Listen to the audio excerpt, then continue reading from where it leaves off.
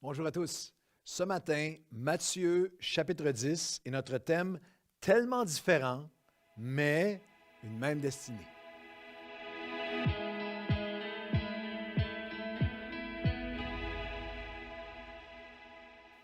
Bon matin à tous. Bienvenue à votre café matinal alors que nous sommes dans l'Évangile de Matthieu, le 10e chapitre, un chapitre par café matinal jusqu'à la fin de l'année. Nous allons avoir étudié, découvert, approfondi les 4 évangiles comme jamais auparavant. Les 9 premiers cafés matinaux sont là, alors allez les chercher. Nous sommes dans Matthieu 10. Dans un instant, et nous parlons de destinée, de découvrir et développer notre destinée ou notre potentiel. Et si c'est votre désir, je crois humblement qu'un des dons que Dieu m'a donné est le don de voir, de discerner et d'aider les gens à découvrir et à développer leur potentiel, leur destinée. J'ai même écrit un livre qui est fondé sur l'Épître de Paul aux Philippiens. Celui qui a commencé une œuvre peut l'accomplir. Le développement, découvrir et développer votre potentiel ou votre destinée. Si vous êtes intéressé, si ce matin vous dites, c'est vrai que j'ai besoin de ces outils pour développer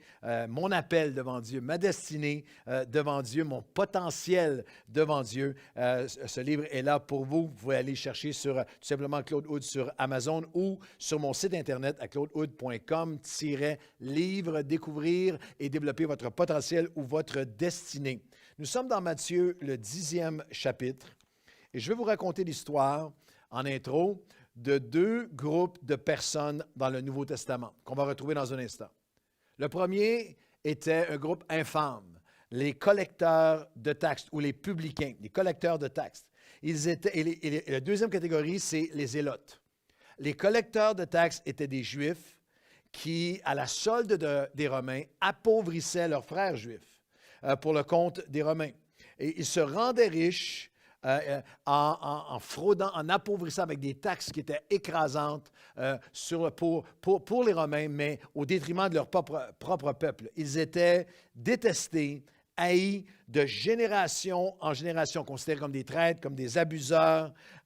Ils étaient l'objet d'une haine implacable de la part du peuple de Dieu. Il y a des théologiens ou des historiens, comme Joséphus Flavius, qui parle de coutumes assez vulgaire de cracher lorsque tu voyais passer un publicain de l'autre côté de la rue. Ils étaient isolés, ils étaient haïs de tous. Un autre groupe qui existait dans le Nouveau Testament, c'est les Zélotes, qui, eux, étaient des révolutionnaires qui étaient contre Rome, qui utilisaient la violence pour espérer déstabiliser et même renverser ultimement le gouvernement. Plusieurs événements, il y a des récits historiens qui nous parlent d'événements très violents, d'incendies, de villages, d'attaques soudaines, sournoises qui prenaient la place de leur part. Ils n'hésitaient pas à utiliser de violence. C'était des terroristes. Dans le groupe des Zélotes, il y avait un sous-groupe qu'on appelait les sicarii. En espagnol, les sicarios sont des assassins. Le mot veut littéralement dire ceux qui portent le poignard. Et étaient des terroristes qui ont combattu Rome et même jusqu'à Masada, la forteresse qui est célèbre que Hérode avait bâtie, que moi j'ai visité en Israël, qui est absolument à couper le souffle. Ils étaient terroristes, ils tuaient au nom de la religion. Leur haine suprême, même plus dévorante, s'il était possible, qu'à l'égard de Rome, était pour une catégorie de personnes, vous l'avez deviné, pour les collecteurs de taxes. Parce que ça, pour eux, c'était les traîtres suprêmes. Si vous preniez les zélotes terroristes et collecteurs de taxes, et vous essayez de les réunir, ces 2 groupes, vous avez un mélange hautement explosif appelé le 9 à 1. Et pourtant, on les retrouve dans Matthieu, chapitre 10, les quelques premiers versets, où Jésus fait l'appel de ses 12 disciples. Il leur donne le pouvoir de chasser les esprits impurs, de guérir toute maladie. Voici les noms des 12 apôtres. Le premier, Simon appelé Pierre, André, Jacques, le fils de Zébédée, Jean son frère, Philippe, Barthélemy, Thomas, et Matthieu, le collecteur de taxes, le publicain, Jacques, le fils d'Alphée et de Thaddée, et Simon, le zélote. Il y a Judas Iscariote aussi, celui qui livra Jésus. Tels sont les 12 que Jésus envoya. Wow! Vous avez là, vous avez Jésus qui rassemble. Oui, les 12, vous avez Pierre et Jean et Jacques, les pêcheurs, qui sont appelés à laisser leur filet. Matthieu, le collecteur de taxes. Mais vous avez Matthieu, le collecteur de taxes, et son ennemi juré, Simon, le zélote, qui se retrouve. Et littéralement, il est appelé le cananite dans certains endroits, mais Simon, le zélote, c'est le même. Dans Luc 6,15, dans Actes 1,13, on retrouve Simon, le zélote. Pensez-y, Jésus a réuni les deux pires ennemis, tout dans leur culture, tout dans leur arrière-plan, de génération en génération, en faisaient des ennemis, mais sous la croix, dans son amour, dans son appel, dans la destinée à laquelle ils étaient appelés, ils sont rassemblés, ils sont réunis dans une même destinée, une même famille, un même corps. Des 12, 2 sont des ennemis jurés, les 2 appelés à le servir et à se servir l'un l'autre, à s'aimer, à se pardonner et à se soutenir. Notre tendance est très souvent, socialement et même religieusement, de nous entourer de gens comme nous. Des gens qui ont le même âge, même goût, même look, même style, même opinion. Cette tendance est plus que jamais présente en ce moment, à notre époque, dans les médias sociaux. Les gens cantonnés dans leur position. Nous sommes aux États-Unis républicains, nous sommes pro-Trump, nous sommes anti-Trump, nous sommes démocrates, nous sommes CNN, nous sommes Fox News, nous sommes pro-mesures pour la COVID, en support, le masque, non, nous sommes anti-masque. Et on se cantonne à des gens seulement qui pensent comme nous. Dans le monde chrétien, dans l'Église, vous avez cette tendance à ce que les églises soient cibles et soient entourées de gens du même âge, de la même couleur de peau, de la même ethnie, de la même culture, de la même style musical, même préférence de worship, même préférence théologique, même préférence doctrinale. Si vous avez choisi une église parce qu'elle elle est remplie de gens qui sont seulement comme vous n'êtes pas dans une église, vous êtes dans un club social.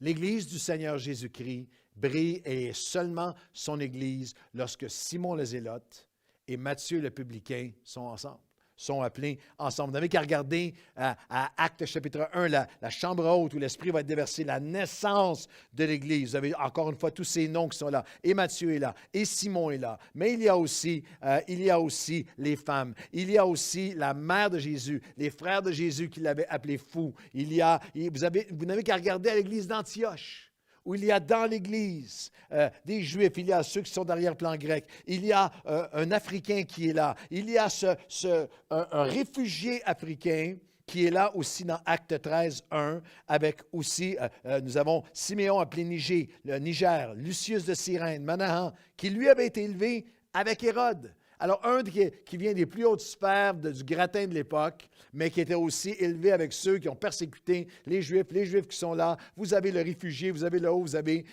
toute cette amalgame de vies différentes qui se retrouvent à servir le Seigneur ensemble. Et le Seigneur mettait à part pour le ministère Paul et Barnabas pour l'œuvre à laquelle je les ai appelés. Vous avez un amalgame qui est là.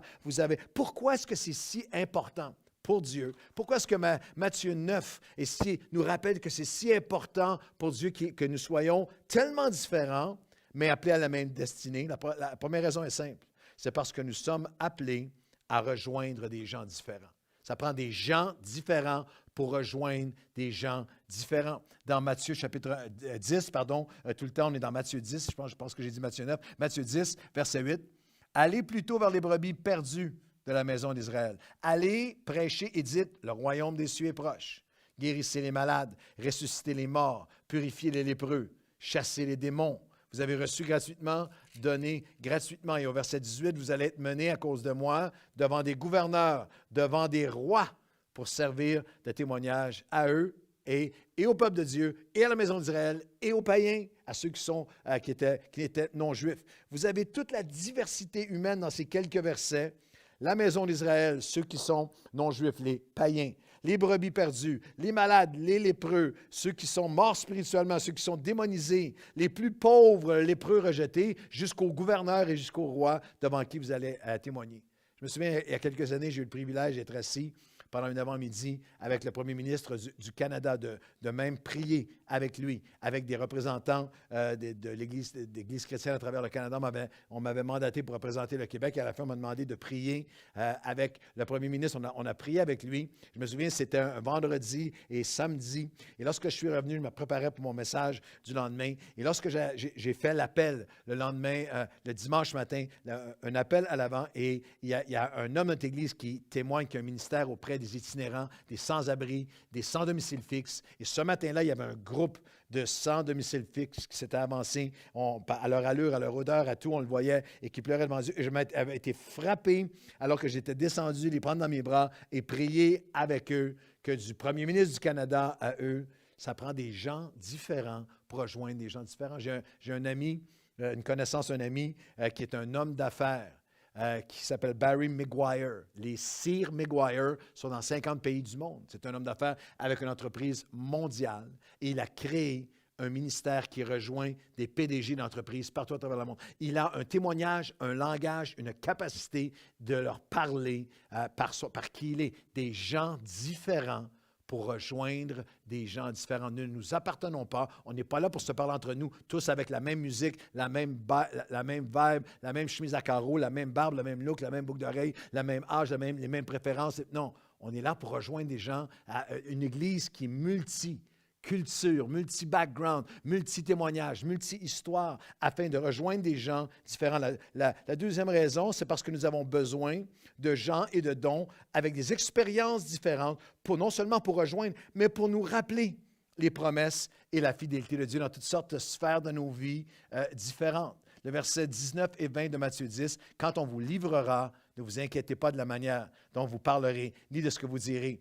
Ce que vous aurez à dire vous sera donné à l'heure même, car ce n'est pas vous qui parlerez, c'est l'Esprit de votre Père qui parlera en vous. » Une des beautés de la mosaïque chrétienne, si nous sommes avec des gens vraiment différents de nous à l'intérieur de l'Église et œuvrant ensemble, c'est qu'une personne a vécu un témoignage dans une sphère de sa vie et vient encourager l'autre, et vient fortifier, et vient rappeler la promesse de Dieu. Je suis toujours ému lorsque je pense à quelqu'un comme Rick Warren et son épouse Kay, qui ont perdu un fils au suicide à cause de problèmes de santé mentale qui l'ont mené jusqu'au suicide. Et après tout le ministère qu'il avait eu pendant des années, suite au suicide, à cette atroce, terrible épreuve, mais ont fondé un ministère où des milliers de familles qui vivent avec quelqu'un qui souffre de santé mentale reçoivent une aide que le plus grand communicateur de tous les temps, Rick Warren, auparavant, de notre époque, n'aurait jamais pu les rejoindre comme il les rejoint. Maintenant, des gens différents pour rejoindre des gens différents, mais aussi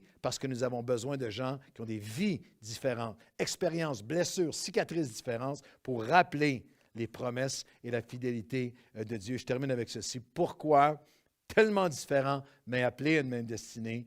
Parce que lorsque nous recevons des gens différents, lorsque nous les accueillons, nous les servons différents, des plus grands prophètes aux plus petits, les promesses, et que nous leur rappelons les promesses et la fidélité de Dieu, il y a une récompense. C'est ma dernière pensée dans Matthieu 10. Jésus dit verset 38, « Celui qui ne prend pas sa croix et ne me suit pas n'est pas digne de moi. Celui qui essaie de protéger sa vie, de la garder, la perdra. Celui qui offrira sa vie à cause de moi la retrouvera. Celui qui vous reçoit, me reçoit. Celui qui me reçoit celui qui m'a envoyé. Celui qui reçoit un prophète, en qualité de prophète, recevra une récompense de prophète. Celui qui reçoit un juste en qualité de juste recevra une récompense de juste. Celui et quiconque donnera seulement un verre d'eau froide à l'un de ses plus petits. Des plus grands prophètes aux plus petits, je vous le dis en vérité, il ne perdra pas sa récompense.